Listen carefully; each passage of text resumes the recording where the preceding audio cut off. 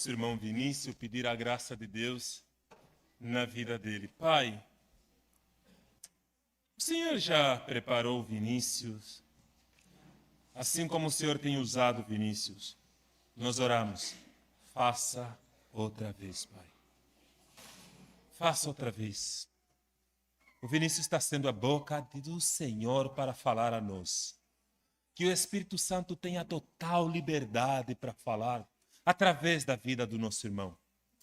Pai, use cada palavra. Permita, Pai amado, que nós venhamos ser tratados através da sua palavra.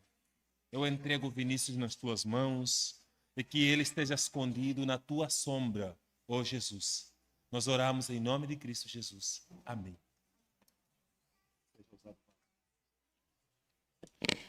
Irmãos queridos, graça e paz a todos.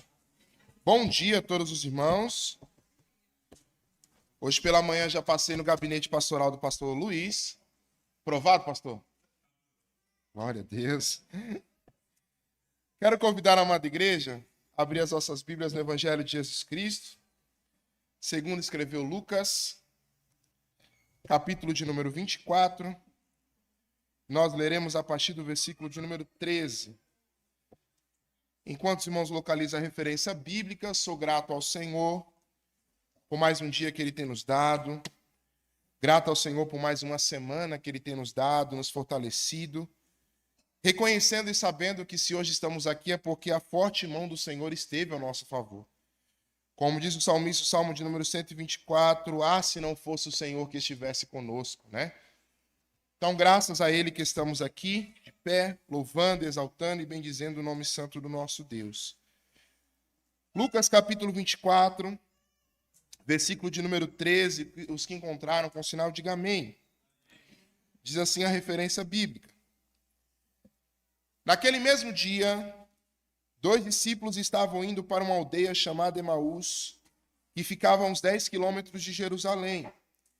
Iam conversando a respeito de tudo o que tinha acontecido. Enquanto conversavam e discutiam, o próprio Jesus se aproximou e ia com eles. Porém, os olhos deles estavam como que impedidos de o reconhecer. Então ele lhes perguntou: o que vocês estão discutindo pelo caminho? E eles pararam entristecidos. Um, porém, chamado Cleopas, respondeu: será que você é o único que esteve em Jerusalém e não sabe o que aconteceu lá nesses últimos dias? Ele lhes perguntou: do que se trata? Eles explicaram: aquilo que aconteceu com Jesus, o Nazareno, que era profeta, poderoso em obras e palavras, diante de Deus e de todo o povo. E como os principais sacerdotes e as nossas autoridades o entregaram para ser condenado à morte e o crucificaram. Nós esperávamos que fosse ele quem havia de redimir Israel. Mas depois de tudo isso, já estamos no 3º dia desde que essas coisas aconteceram. É verdade também que algumas mulheres do nosso grupo nos surpreenderam, indo de madrugada ao túmulo e não achando o corpo de Jesus, voltaram dizendo que tinham tido uma visão de anjos, os quais afirmaram que ele vive.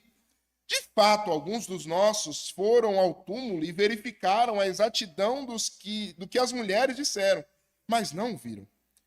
Então ele lhes disse: como vocês são insensatos e demoram para crer em tudo que os profetas disseram.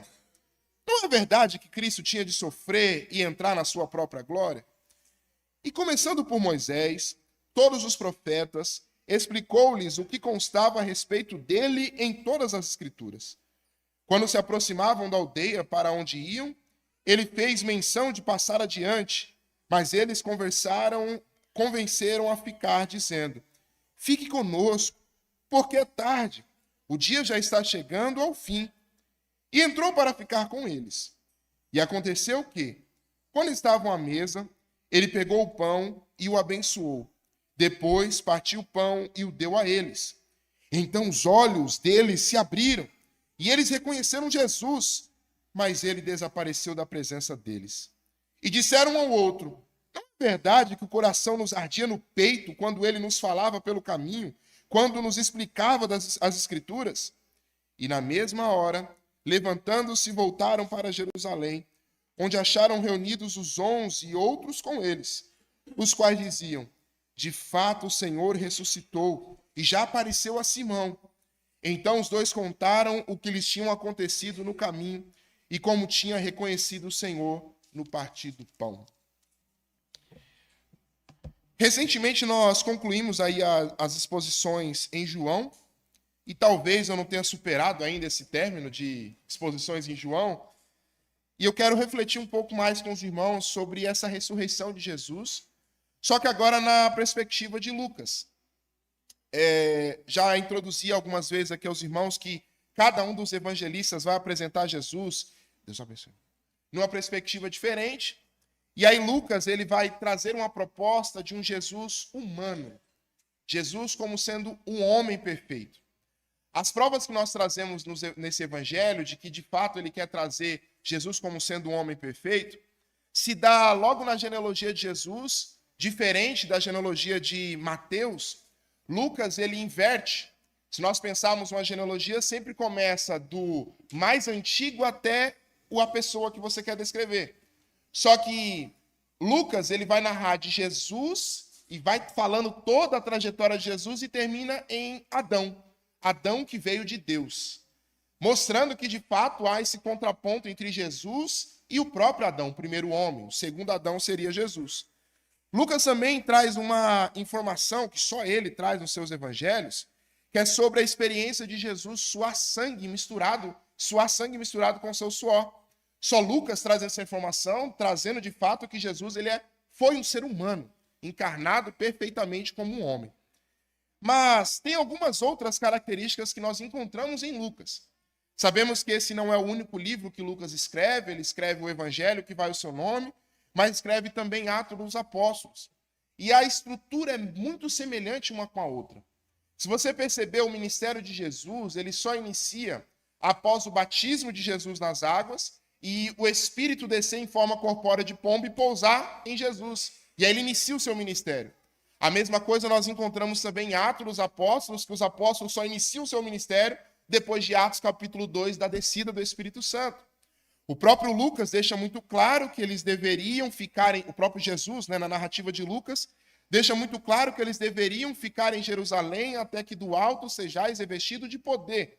Então o ministério que ele iria iniciar, tanto de Jesus quanto dos discípulos, teria sido assim, empoderado pelo Espírito Santo. Outra característica que encontramos também em Lucas é que Lucas, ele tem um destinatário específico. Tanto em Lucas quanto em Atos, ele diz, ó excelentíssimo Teófilo. Então ele está escrevendo para uma pessoa específica. Ali o Teófilo, o amigo de Deus, podemos dizer assim, aquele chegado, aquele próximo, e a forma com que Lucas fala para Teófilo é de uma forma de exaltação à pessoa, ao título, ao cargo que esse Teófilo ele tem, que Lucas chama ele de ó excelentíssimo Teófilo, dando uma ideia de que ele tem uma patente alta, podemos dizer assim, e alguns comentaristas vão dizer que esse Teófilo, tendo dinheiro, foi um dos que patrocinaram a expansão do evangelho. E é como se Lucas estivesse dando a justificativa de onde ele está investindo o seu dinheiro. Então, primeiro eu explico quem Cristo é e depois eu falo sobre a expansão da mensagem desse Cristo, que é Atos dos Apóstolos. Lucas escreve principalmente, ou seja, Lucas vai escrever principalmente para uma audiência gentílica, explicando costumes judaicos, que é uma característica que você não vê em Mateus. Como Mateus está escrevendo para judeu, ele não gasta tempo em explicar costumes. Lucas já gasta esse tempo. Lucas ele não é uma testemunha ocular, ele não viu os acontecimentos, ele não é um discípulo de Jesus, mas foi aquele que investigou afinco todas as informações que ele estava trazendo. Como nós vemos isso em Lucas capítulo 1, do versículo 1 ao versículo 4. Ele diz que ele se esforçou para poder trazer as informações fidedignas para Teófilo, que estava recebendo aquele texto, aquele livro, Outra característica também do Evangelho de Lucas, e já vamos entrar no texto, ele é marcado por temas como a ênfase na oração e na ação do Espírito Santo. Então, Lucas, ele é o evangelista que mais destaca a vida de oração de Jesus, como um dos fatos que eu mencionei, que Jesus no Getsêmani, a oração foi tão intensa que ele começa a suar sangue misturado com seu suor. Então Lucas ele quer trazer essa característica de um Jesus que ora, de um Deus que ora, né? De um Deus que está ali, um homem que está constantemente em contato com o Senhor e também sendo movido pela ação do Espírito Santo. A centralidade ali também que ele vai trazer em Jerusalém como sendo um ponto de convergência da missão.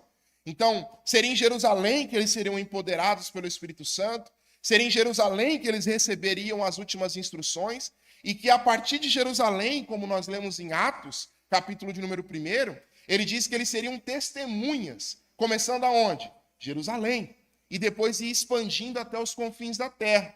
Então ele coloca Jerusalém como sendo um ponto ali de convergência da missão. Quem não se lembra da parábola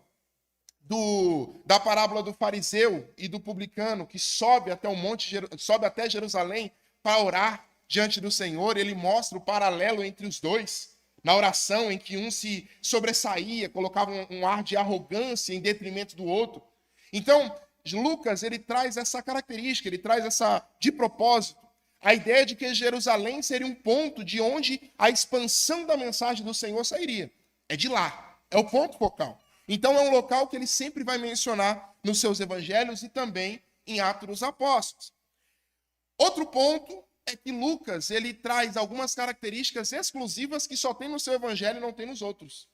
Exemplo, a parábola do bom samaritano, a parábola do filho pródigo. Aliás, Lucas é o que tem mais parábolas no seu evangelho, é o que mais relata parábolas de Jesus Cristo. E, por último, que é o texto que nós vamos expor nesse momento, que é o caminhar dos discípulos de Emaús.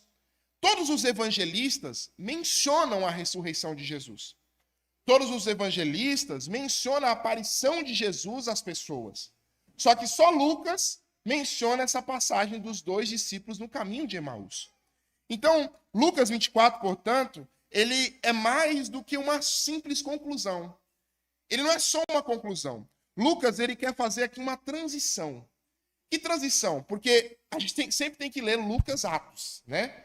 Tanto que alguns comentaristas chamam de Lucas Atos, que é uma continuidade.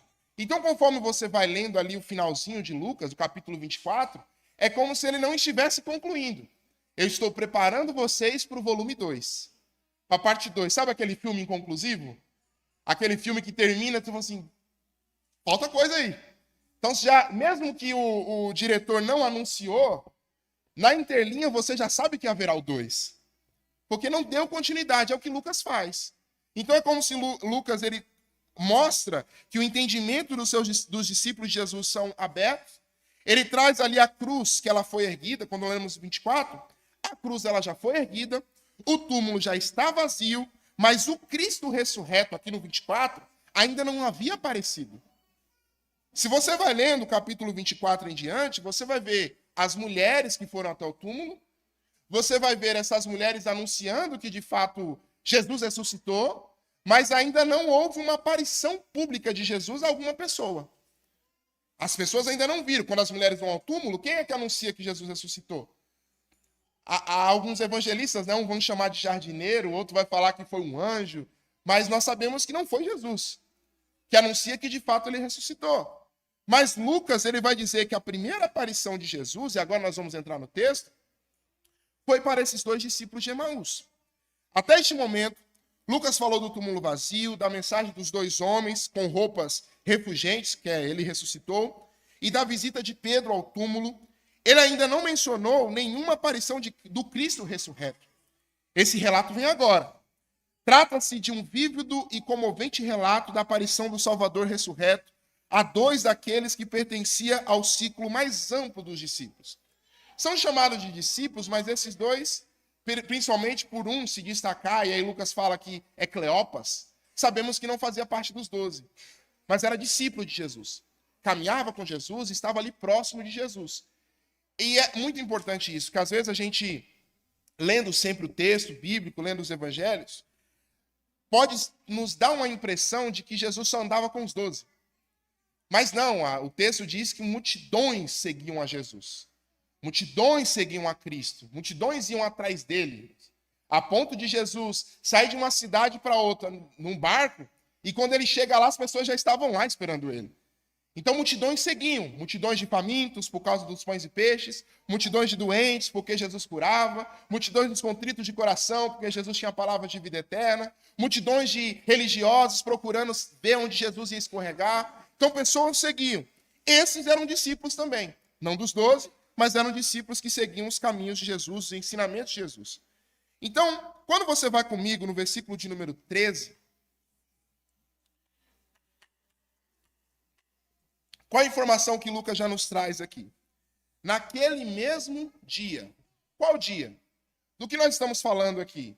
Jesus morreu na sexta e Jesus ressuscitou. Então nós estamos falando da morte, a crucificação e ressurreição de Jesus. Então Lucas vai dizer que naquele mesmo dia, ou seja, no dia em que Jesus ressuscitou, naquele mesmo dia, 2 discípulos estavam indo para uma aldeia chamada Emaús. Emaús aqui ele vai falar que está a cerca de uns 10 quilômetros de Jerusalém. Quando nós lemos no versículo 28 e versículo 29, dá a entender que esses homens moravam lá em Emaús. Então estavam em Jerusalém, estavam voltando para Emaús no meio do caminho, e o texto deixa muito claro que quando eles estavam a caminho de Emaús, estavam discutindo entre si as coisas que tinham acontecido. E o que aconteceu? Jesus morreu e Jesus ressuscitou. Então, qual era a discussão desses 2 discípulos? Jesus foi preso, crucificado. E aí eu gostaria que vocês imaginassem. Pense o seguinte: qual era a última lembrança que esses discípulos tinham de Jesus em suas mentes? Jesus esbofeteado, sangrando, coroa de espinhos, dando o seu último suspiro e morrendo.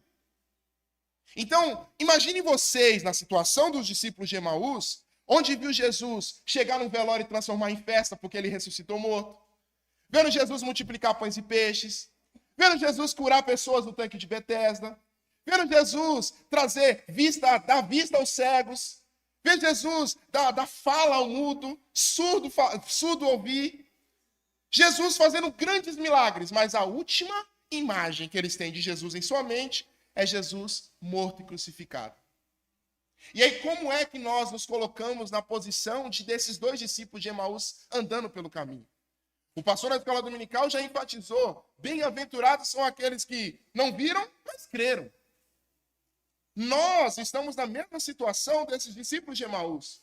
Eles ainda estão numa situação, podemos dizer, com uma carga emocional maior do que a nossa. Porque o mestre que eles amam, ou talvez o mestre que eles amavam, porque na mente deles ele estava morto, que ele tanto amava, morreu. E a imagem que ele tem desse Jesus andando pelo caminho é um Jesus morto. Mas aí os 2 conversando é como se um dissesse o seguinte: não, mas Maria falou que ele ressuscitou, o túmulo está vazio. Mas Pedro também foi lá e viu que o túmulo está vazio. Mas quem garante que de fato ele ressuscitou? Só imaginando a conversa entre os 2. Não, mas ele falou que iria ressuscitar. Não, mas ele falou que iria restaurar Israel, mas ele morreu e como que um defunto restaura Israel? E aí eles vão discutindo e debatendo entre si. Será que a gente crê? Será que a gente não crê? Será que Jesus está vivo mesmo? Será que Jesus não está? E quantos de nós, na beira do caminho de Emaús da nossa vida, saindo do ponto central da missão, que era Jerusalém, estamos andando em caminhos distantes daquilo que era para nós estarmos, e discutindo no meio do caminho, às vezes andando até com a pessoa mais incrédula que nós, colocando dúvidas em nossa mente: será que de fato esse Jesus é Jesus mesmo? Será que de fato esse Jesus ressuscitou de verdade? E aí Paulo, em 1 Coríntios capítulo 15, ele deixa muito claro, e vamos deixar claro, pontuar aqui, que Paulo escreve depois dessa passagem. Mas Paulo, enfatizando, ele diz o seguinte: se Cristo não morreu e não ressuscitou, logo é vã a nossa fé e vã a nossa pregação. Percebam o perigo que é uma teologia liberal de negar a ressurreição de Jesus Cristo, de dizer que talvez Jesus não ressuscitou de fato, Jesus ele só ressuscitou, a mensagem de Cristo ressuscitou no coração dos seus discípulos, como diz alguns teólogos liberais. Ou alguns tentando justificar: não, mas o túmulo está vazio. Ele está vazio porque os discípulos roubaram o corpo de Jesus. Olha o perigo que há em nós não crermos na ressurreição de Jesus. Se deixarmos de crer que Jesus ressuscitou, não faz sentido eu pregar. Eu prego com convicção, não é porque hoje eu coloquei uma gravata, não é por causa do tom da minha voz, Não é por causa do conteúdo que eu posso trazer persuasivo. Não, eu creio na mensagem que eu prego, porque a mensagem que eu prego é Jesus e esse ressuscitado. Paulo, em 1 Coríntios capítulo 1, versículo 18, ele diz, não me convém saber nada acerca de vós, a não ser Cristo e esse crucificado. E continua dizendo, porque a mensagem da cruz é loucura para aqueles que perecem, mas para nós que somos salvos, ela é o poder de Deus. Percebam que não faz sentido eu pregar se Jesus não ressuscitou. Não faz sentido nós sermos igreja se Jesus não ressuscitou. Não faz sentido você cantar se Jesus não ressuscitou.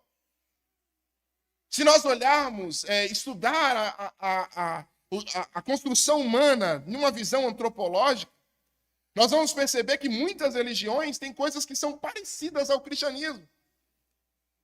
São coisas que são semelhantes àquilo que nós lemos no relato bíblico. E escritos até mais antigos do que a Bíblia. Mas qual a diferença daquilo que nós cremos para as outras religiões? Jesus.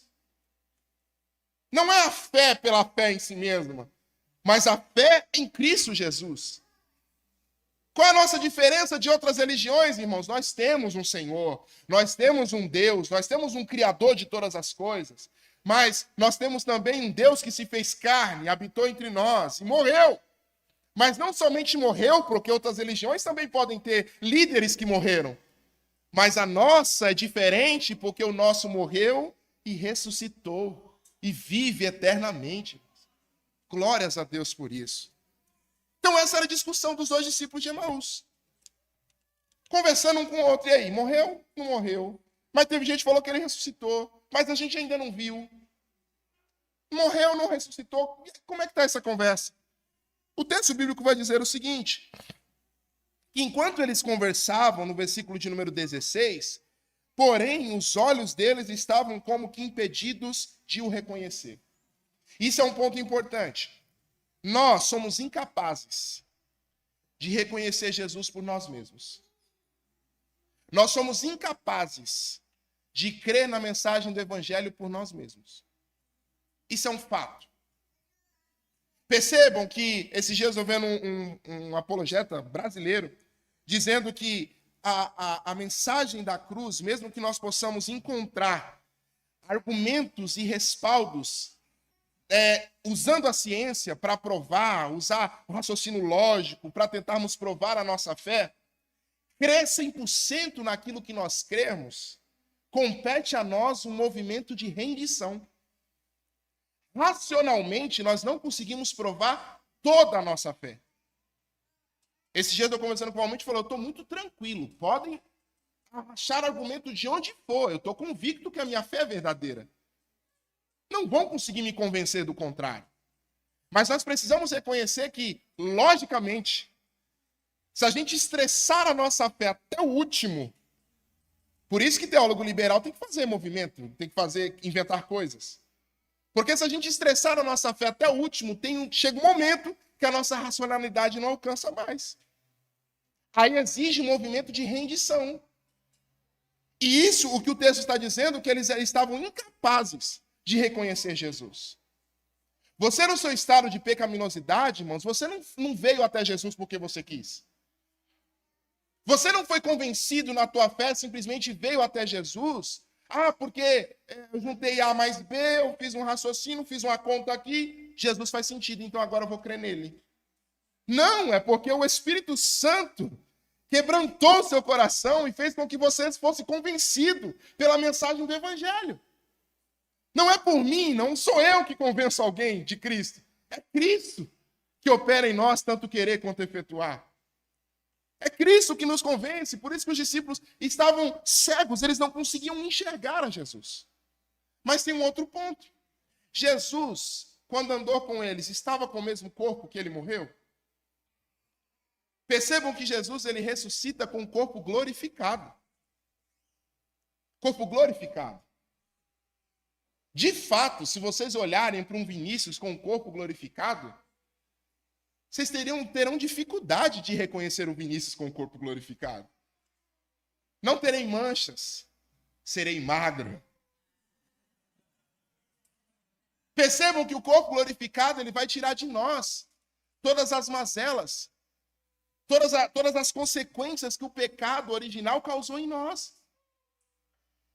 O corpo glorificado é um corpo diferente desse corpo que nós conhecemos, que está sendo castigado pelo pecado. Então imagina um Jesus ressurreto, com corpo glorificado. Diferente de todos. Diferente do que eles estavam acostumados. Outro ponto, diferente do rosto inchado, esbofeteado. É como se Jesus assim, glorifiquei o corpo, mas vou deixar algumas marcas só para vocês saberem que sou eu. Mas o rosto dele já não está mais desfigurado. Como diz o texto de Isaías, no rosto dele não havia parecer nem formosura. Beleza alguma havia nele com que nós nos agradássemos. Esse é o momento da cruz. E agora Jesus glorificado é como se eles olhassem assim, não, aquela imagem do Jesus que eu tinha até poucos dias atrás, 3 dias atrás, sumiu. Desapareceu. Não sabiam quem era esse Jesus. E aí eu acho lindo a sutileza de Jesus, né? Uma das coisas que desde quando eu comecei a pregar, e aí eu tinha um pastor que me discipulava e sempre tirava isso de mim, é aquele negócio daquelas pessoas que tem toda uma pompa na hora que vai pregar. Sabe, ela sobe no púlpito e ela muda a voz, muda a postura, engrossa a tonalidade da voz. Aí quando você vai conversar com um cara fora do púlpito, a voz afina, a postura muda. Que negócio é esse? E aí desde muito cedo eu sempre ficava lapidando isso.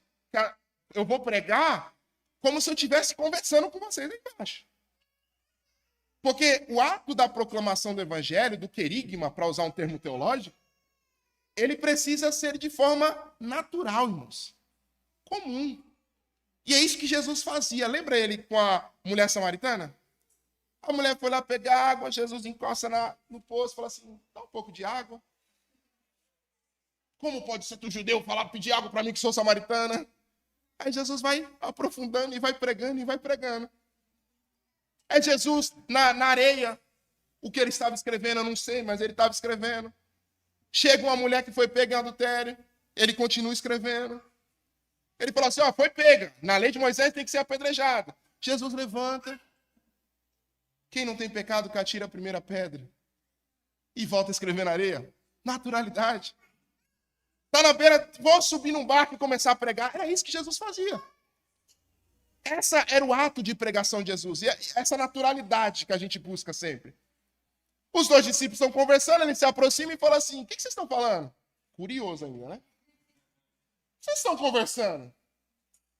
E aí os discípulos, na maior grosseria ainda com Jesus, respondem o seguinte, você é o único peregrino em Jerusalém? A João Ferreira de Almeida, a Revista Corrigida, fala assim, você é o único peregrino em Jerusalém? Você é o único que esteve em Jerusalém, não está sabendo dos acontecimentos? Você não sabe o que houve por aqui?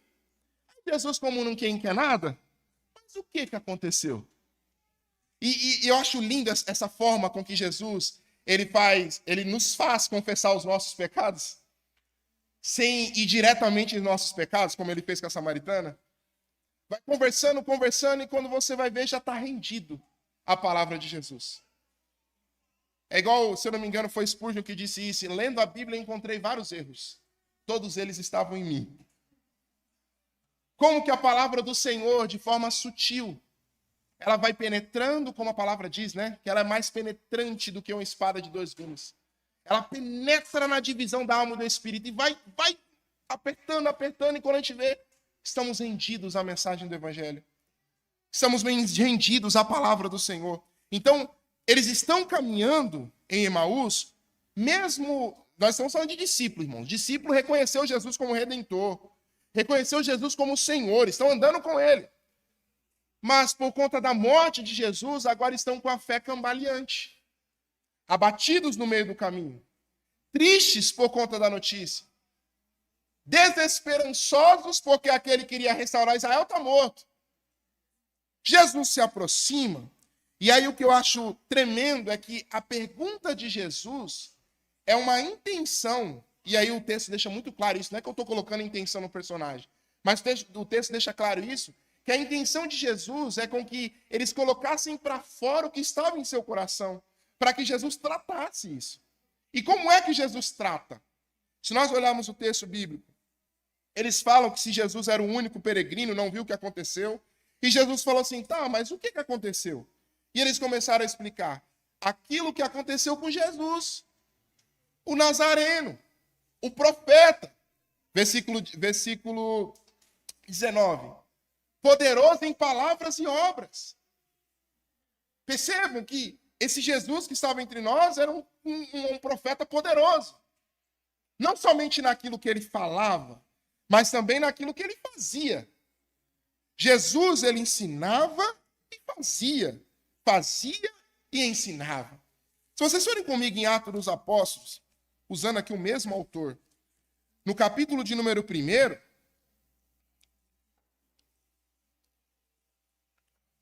ele diz o seguinte: escrevi o primeiro livro, ó Teófilo, relatando aquilo que Jesus começou a fazer e a ensinar. Olha a profundidade do nosso mestre. Não era um mestre só de palavras, era um mestre também de ação. Não era só um mestre de ação, mas era um mestre também de palavras. Se nós fazermos somente ação, nós achamos que a nossa salvação, o nosso cristianismo é revelado por as ações e obras que fazemos. Se nós só tivermos palavras, como diz Tiago, a nossa fé ela é morta, porque ela não tem ações. Olha o risco que nós temos de simplesmente falar que fazemos e não fazemos. E também de só fazermos e não falarmos. Eu sei que essa frase pode parecer bonitinha, né, do São Francisco de Assis, né? Prega o evangelho, se possível, use palavras. Eu sei que é bonito, eu sei que é legal, e eu sei que a intenção é mostrar que a sua vida deve revelar o evangelho. Só que a mensagem do evangelho também é pregada, é falada, é palavra de Deus. Como ouvirão se não há quem pregue? É o que o texto bíblico diz. Então tem que ter palavra, tem que ter ensino, mas também tem que ter ação. E esse é o nosso mestre, que falava e fazia. Ensinava e falava. Ensinava e fazia. E aí ele vai dizer que esse profeta ele era poderoso em palavras e obras. Esse era o nosso Jesus. E ele mostra também como que os principais prenderam Jesus, crucificaram Jesus, fizeram tudo isso com o nosso mestre. Então percebam que os discípulos, eles revelam o que havia no coração deles. E quantos de nós, na vida, na beira do nosso caminho, por tantos momentos de sofrimento, por tantos momentos de angústias em nossa trajetória, em nossa vida cristã, por vezes nós não balançamos a nossa fé. Por vezes parece que nós vamos não ter mais a nossa vida como preciosa. Por vezes nós fraquejamos em meio ao caminho. E aí, como eu disse, se encontra alguém que está com a fé mais abalada que a sua, aí os dois se abraçam, aí vira um negócio. Eu sempre gosto de dar o exemplo de minha avó. Minha avózinha é a pessoa mais crente que eu conheci. O caos em casa. O pai saindo de casa, sabendo que meus irmãos estavam em envolvimento com droga. Aquele caos dentro de casa. Aí a velhinha ora 3 vezes ao dia. E lê a Bíblia 3 vezes ao dia. Todo mundo desesperado. Ela fala assim, vai ficar tudo bem. E aí aquela resposta que parece que é rotineira, mas é verdade. Deus sabe de todas as coisas. Deus está no controle de todas as coisas. E aquela palavra que tem um poder assim de tranquilizar, o sangue de Jesus tem poder. Vocês estão percebendo que são frases que entram na nossa conversa comum e a gente perde o poder, o efeito que ela tem. Irmãos, Deus está no controle de todas as coisas, é um fato. Irmãos, o sangue de Jesus tem poder, é um fato. Eu sei que muitas pessoas podem usar isso como um mantra, como se só dissesse isso, está tudo resolvido, mas é uma verdade em nosso meio, a gente não pode esquecer disso. De que o Senhor continua soberano e no controle de todas as coisas. E o problema é que muitas aflições que nós enfrentamos faz com que nós nos esquecemos das promessas de Deus. E quando eu digo promessa, não é de promessa de vai dar a volta por cima, de que você vai estar por cima, de que a roda vai girar, não é isso que eu estou dizendo. Eu estou dizendo as promessas da palavra do Senhor, de que ele continua soberano e no controle de tudo. E é o que Jesus vai fazer com esses 2 discípulos. O que Jesus faz? O texto deixa claro o seguinte. Versículo de número 25.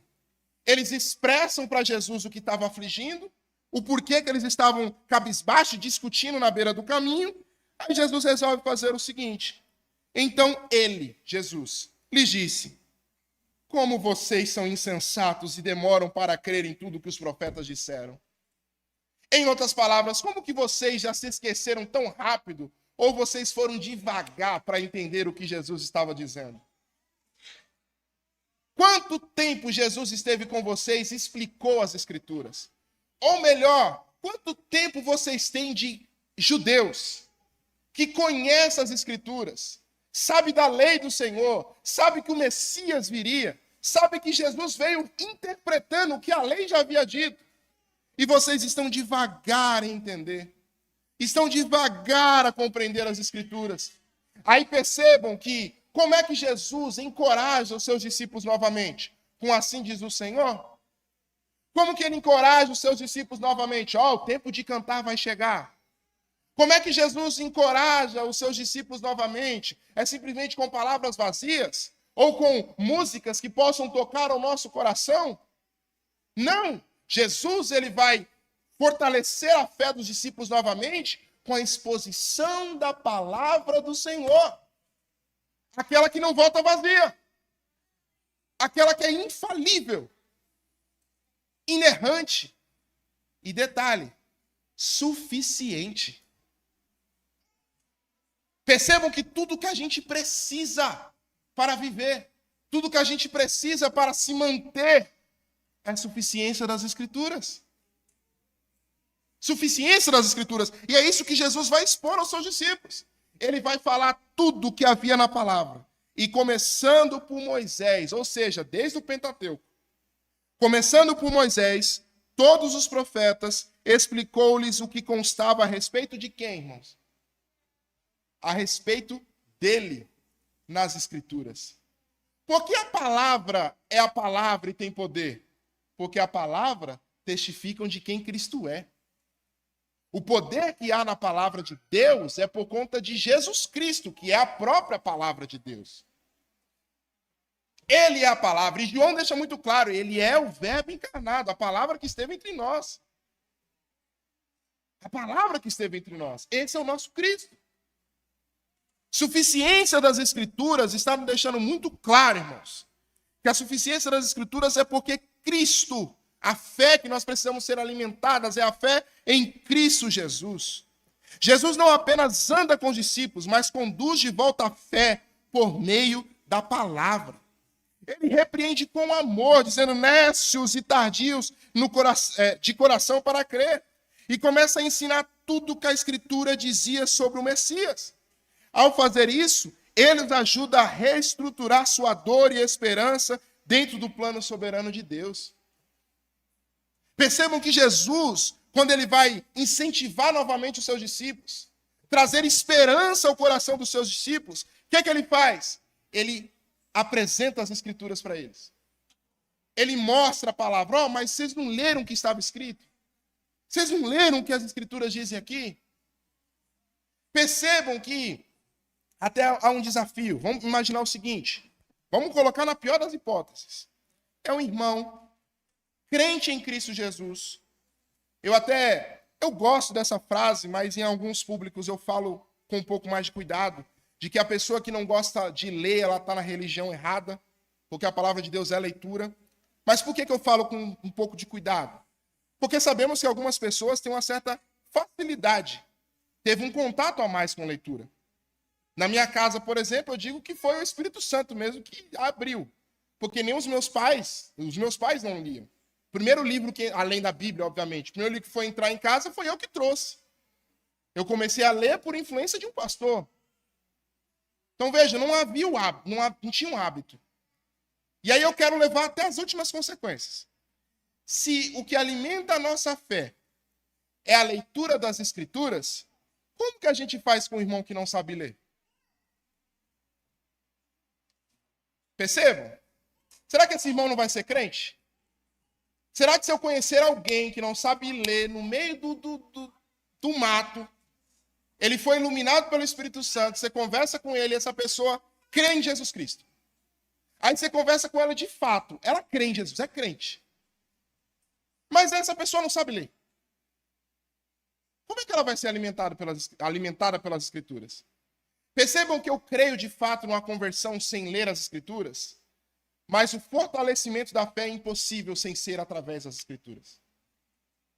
Então, se você vai conversar, aconselhar e trazer ânimo para algum irmão, se você não abrir a Bíblia e expor as Escrituras para essa pessoa, você está falhando com ela. E o que é engraçado, que geralmente essas pessoas que não sabem ler, se convertem e amam a palavra de Deus, o anseio dela é aprender a ler logo para poder ler a palavra. E gente que lê, tem acesso às Escrituras, tem acesso a todo tipo de versão que tem, não gosta. Por quê? Foi convencida, não foi convertida. E o amor se dá pelas Escrituras, o anseio que nós vamos ter, a caminhada cristã, ela será alimentada através da exposição bíblica constantemente. Porque se você for movido pela experiência que você tiver em relação a Deus, tem dia que vai estar seco, tem dia que você não vai chorar, tem dia que você não vai se emocionar lendo a Bíblia. Mas você vai precisar ser alimentado pelas Escrituras constantemente. Porque você se esquece, você é pecador, você se afasta da palavra de Deus. Se com a Bíblia já é difícil, imagina sem ela. E um ponto muito importante é que as Escrituras, o propósito dela é nos direcionar a quem Cristo é. A verdadeira espiritualidade, ela resulta enquanto eu me pareço com o nosso Senhor e Salvador Jesus Cristo.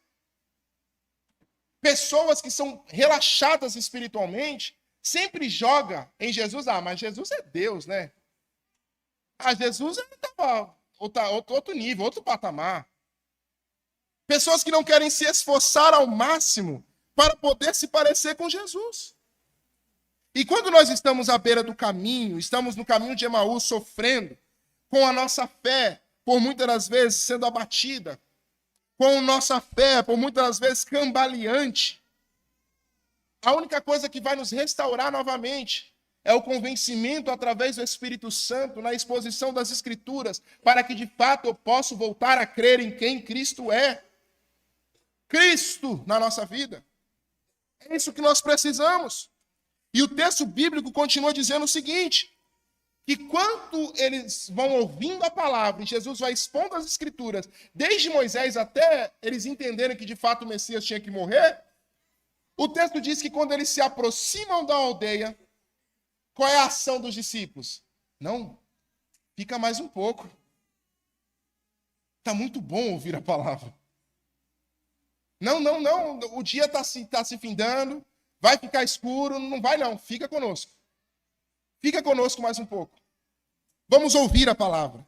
Irmãos, e que glória, e que anseio, que alegria é quando estamos envolvidos e mergulhados na palavra do Senhor. Em ter anseio e desejo em estar lendo as Escrituras e se aprofundando nas Escrituras. É isso que os discípulos de Emaús irá dizer. E aí agora, claro, vou dar um ponto para Jesus. Não era Vinícius que estava pregando. E ainda vou jogar nas costas dos pastores. Não são os pastores que estavam pregando. Era a própria palavra que está sendo exposta pela palavra, irmão. Você tem noção da carga que era isso? A palavra falando da palavra. Expondo a palavra para aqueles que haviam se esquecido da palavra. Sendo aquilo martelado no coração deles, eles começaram a ouvir. E falando assim, não vai embora, a gente quer ouvir mais. Preciso mais da palavra. E aconteceu que quando estavam à mesa com eles, e aí é que Jesus vai dizer, aí o que o texto bíblico vai dizer. Versículo 29.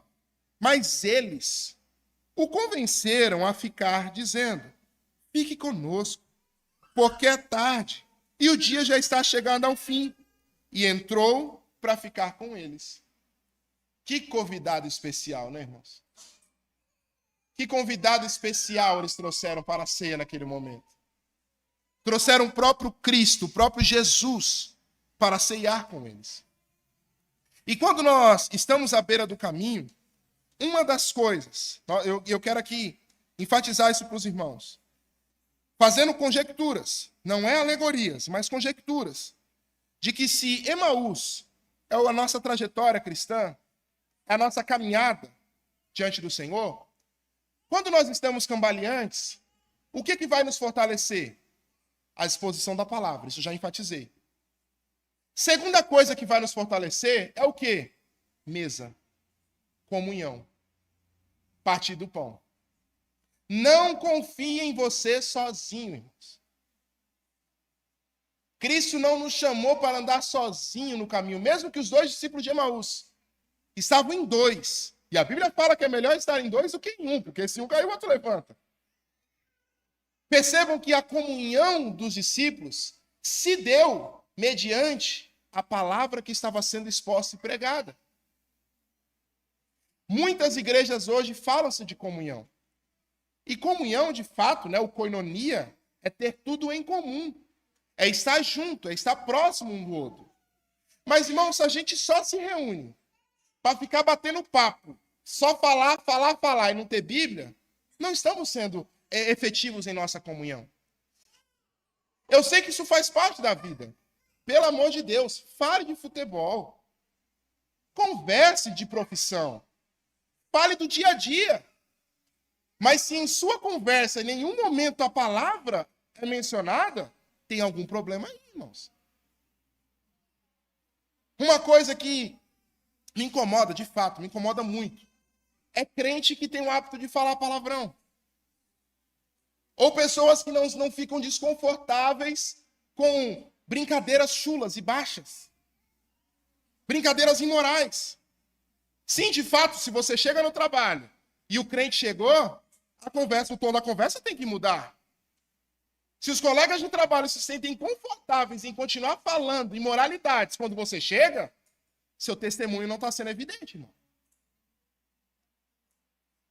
O que eu quero dizer com isso? Que comunhão só para bater papo não é comunhão.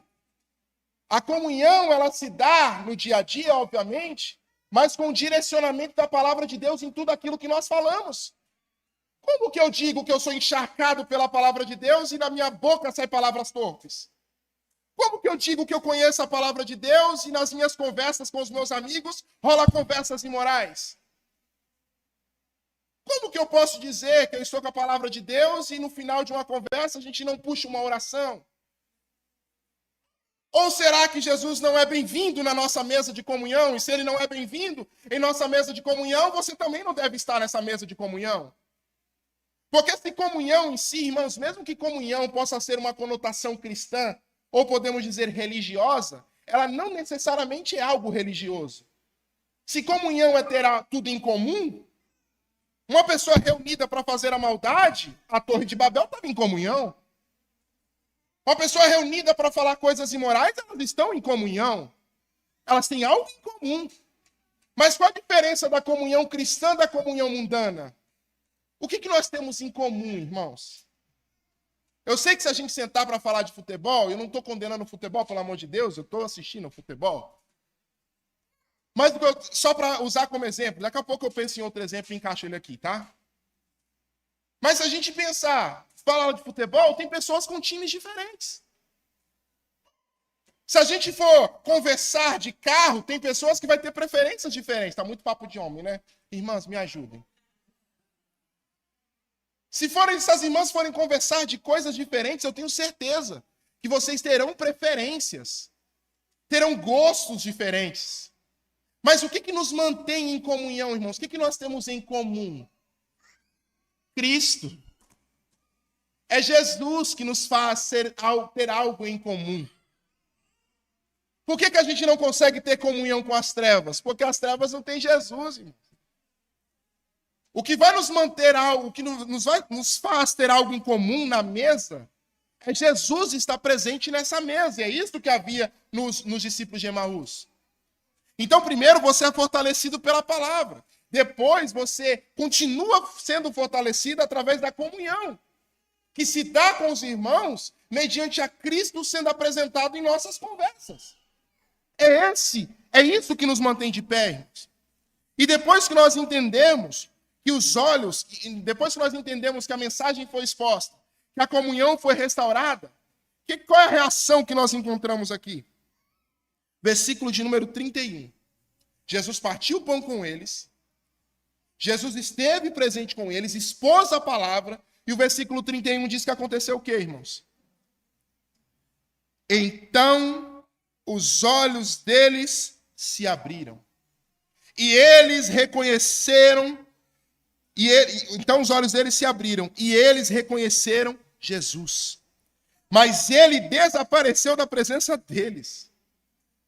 Então, o tema do meu sermão hoje, olhos abertos. Quando é que os meus olhos são abertos? Através da exposição da palavra. E depois que os meus olhos são abertos, o meu coração é aquecido. Meu coração é aquecido. Olhos abertos, e a exposição das Escrituras diz, não é verdade, versículo 32, e disseram um ao outro, não é verdade que o coração nos ardia no peito, quando ele nos falava pelo caminho? Lucas, em Atos dos Apóstolos, depois da pregação de Pedro, que é aquela conversão em massa, o texto diz que quando Pedro ele prega, no final do sermão, o texto diz que o coração deles foram compurgidos. A expressão ali compurgir, literalmente, é ser pisoteado por cavalos. Então é como se ele dissesse o seguinte, Pedro pregou a Cristo. E quando ele pregou, era como se o nosso coração tivesse sido esmagado e pisoteado por cavalos. A ponto que a única reação que eu tinha que ter é, o que eu faço para ser salvo por esse Cristo? A exposição da palavra causará em nosso coração, e aqui, a expressão coração aqui, de fato, irmãos, é ações, compulsões, desejo que a pessoa tem. Então é como se ele dissesse que quando ele falou conosco, as nossas vontades ardiam para fazer a vontade dele. Não é você por você que vai querer fazer a vontade de Deus, é a exposição das Escrituras. A mensagem do Evangelho, que vai fazer com que o seu coração arda e você passe a fazer a vontade do Senhor. Então é ter uma vontade convertida de fato. Aquilo que você fazia, você deixa de fazer. Corações aquecidos pela palavra. O momento em que Jesus ensina a palavra provoca uma transformação interior. Transforma quem nós somos. A verdadeira espiritualidade nasce do encontro de Cristo pela palavra. Então não são palavras bonitinhas. Tratar a Bíblia como sendo uma caixinha de promessa. Deixa eu ver qual a mensagem que Deus tem para mim hoje. E é engraçado que o povo gosta dos salmos. Vai mais nos salmos. Palavras assim que vão confortando o nosso coração, mas não apresentam Cristo. A verdadeira espiritualidade se dá na revelação de quem Cristo é, o encontro de Cristo através da palavra, pela palavra. E aí corações, irmãos, e esse é o nosso risco, nosso perigo, de por muitas das vezes temos a nossa cabeça cheia de argumentos teológicos e nos esquecemos de ter coração queimando pelo Senhor, paixão pelo Senhor. Lembra da igreja de Éfeso? Boa doutrinariamente, resistiu à doutrina dos nicolaítas, colocou à prova aqueles que se diziam apóstolos, mas não são, mas deixaram a prática do primeiro amor. Pessoas que não têm mais aquele anseio, aquele amor pela palavra do Senhor, mentes cheias e corações vazios, sem vida no culto. E isso não estou falando de manifestações simplesmente emotivas, mas você de fato ter amor e prazer naquilo que você está fazendo, que é ler a palavra do Senhor e ser exposto à palavra do Senhor. Então, quando nós vemos esses corações abertos, ou olhos abertos, nós temos aqui o coração aquecido pela exposição da palavra. Quando o coração é tocado pela verdade, a transformação começa por dentro. É aquela vontade, aquele anseio de estar na presença de Deus. Aquela vontade, aquele anseio de ler a palavra do Senhor, de ter mais prazer no Senhor do que em qualquer outra coisa. Já parou para pensar que muitas coisas que você pode fazer, que não é de acordo com a palavra do Senhor, talvez hoje te dá prazer e amanhã te dá uma ressaca moral. Mas quando você tem prazer no Senhor, você quer aquilo de novo e não tem arrependimento daquilo que você fez. Porque você encontrou prazer na lei do Senhor e se satisfez com aquilo que o Senhor colocou para nos satisfazermos, regozijarmos, deleitarmos. É o momento de você sair da imaturidade espiritual, onde você faz aquilo que tem que fazer. Porque criança faz aquilo que tem vontade, adulto faz o que tem que ser feito. Mas conforme eu vou fazendo o que tem que ser feito, eu passo a ter prazer naquilo, regozijar e me deleitar no Senhor. O caminho de Emaús retrata a caminhada de muitos crentes hoje. Começamos cheios de dúvidas, abatidos, tentando fugir da dor. Mas é nesse caminho que Cristo se revela. Ensina a palavra. E depois que ensina a palavra, aquece o coração, parte o pão e nos envia de volta ao caminho do testemunho. Porque a Bíblia Sagrada diz que depois que os discípulos ouviram e tiveram o coração aquecido, o que eles fizeram, irmãos? Eles passaram a crer. Versículo 33, e na mesma hora, levantando-se, voltaram para Jerusalém, onde acharam reunidos os 11 e os outros com eles. Na mesma hora em que ouviram a palavra, recalcularam a rota. Recalcularam a rota de onde eles estavam. Retornaram para Jerusalém, de onde nunca deveriam ter saído, porque era de lá que eles receberiam poder para depois sair de lá. Então, quando nós somos confrontados pela palavra de Deus, só temos os nossos olhos abertos, o coração aquecido, retornamos para o caminho de onde nós nunca deveríamos ter saído. Amém? Vamos ficar de pé.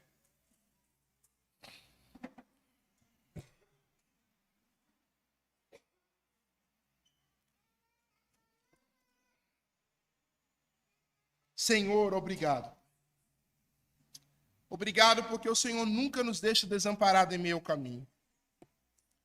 Obrigado porque o Senhor sempre está conosco. Nas nossas debilidades, nas nossas dificuldades, nas nossas aflições do dia a dia.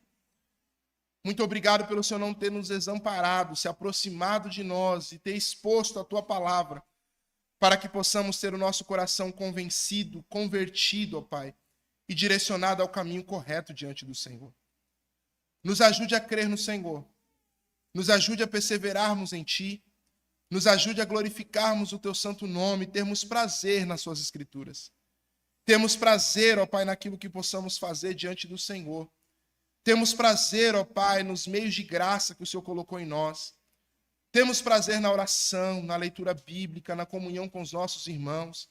Temos prazer em tudo aquilo que nós possamos fazer que glorifica somente ao Teu nome. Nos ajude, ó Pai, nesse caminho. É que eu te peço e agradeço em Teu nome neste momento. Amém e amém, Jesus.